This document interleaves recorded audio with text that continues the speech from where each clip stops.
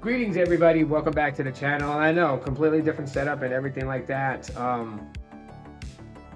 Issues with what I was trying to make into an office for me to record video clips and stuff like that. It just didn't pan out the way that I wanted it to, but no problem at all whatsoever because it is nice here in my room. So we moved everything to the room. But anyways, getting into today's video discussion topic or whatever, I was gonna go live and talk about this, but I got a couple things I need to get done, and so yeah, we're just gonna talk about it here. There's a reason why that I fully don't believe that people need to upgrade every year. I feel like it's a hamster wheel that people get thrown on and just get lost in the process, and it's like every year a phone that you buy, the next version comes out and it literally just hooks you. It gets all these things hooked into you to make you want to just say, okay, take my money and upgrade. But what are you really upgrading for?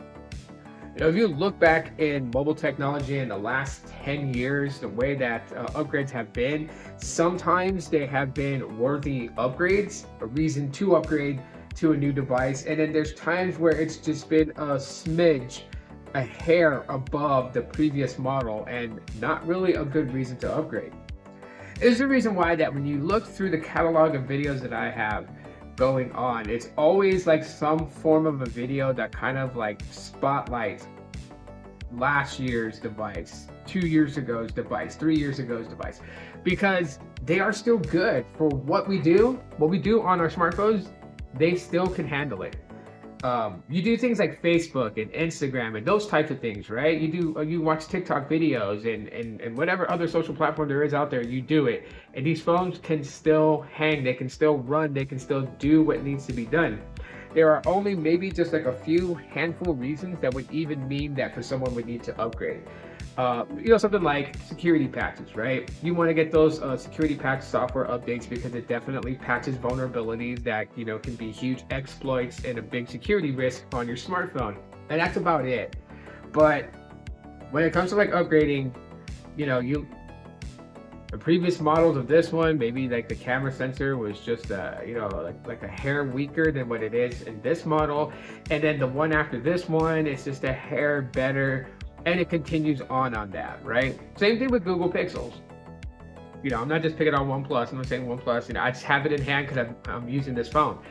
But I can go into something like an iPhone 11 Pro Max and still get a pretty good, if not, terrific experience with it.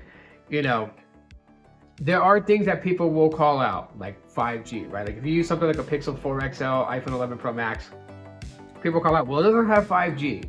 Okay, it doesn't have 5G, but LTE is still pretty fast for what you're doing on things like X, Threads, Instagram, YouTube.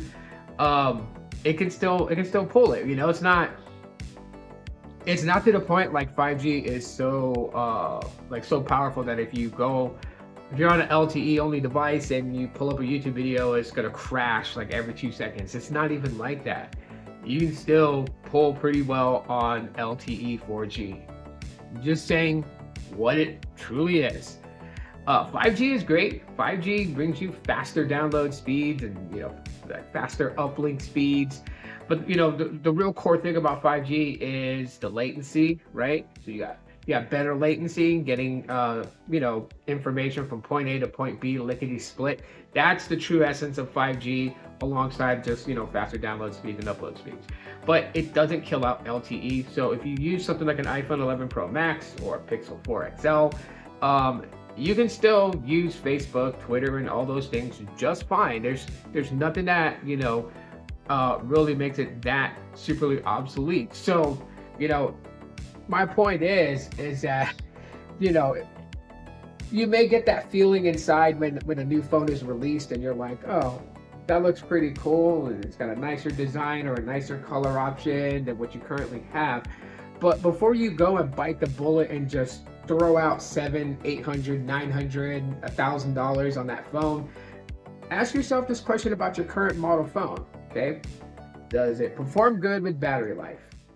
You can check that off and say, yeah, I get great battery life. Like, okay, does all your apps still work on it? And if you can check that box, oh my gosh, you're getting closer to the point of where it's really going to matter here. Does it still take good quality photos that you like and people around you happen to like those photos? And if you can say yes to that, yeah, we're getting there. If you can say yes to all those things, then there's not really a big reason for you to throw out a bunch of money. There's not really a big reason for you to just jump and get the next thing, right? You can wait another year. You can wait another 2 years, right? Some people like to wait until like a new phone that comes out is like a year to 2 years old and would rather spend, you know, maybe 35% less than what the launch price was for that phone. Some people can even find it in good deals and, you know, have only paid only 40% of what the launch date price was, right? You get lucky on places like OfferUp and things like that. You definitely can, you know, get you the device that you want as it's come down, you know, on price. You even find them, you know, brand new in the box still, maybe for like 50% off.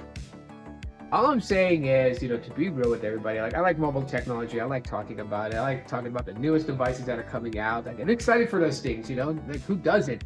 But the reality is, and like I tell people, I don't tell people to upgrade or to buy a phone that I'm interested in or think is nice, because I don't feel like people just need to like blow their money if their current smartphone is still very capable.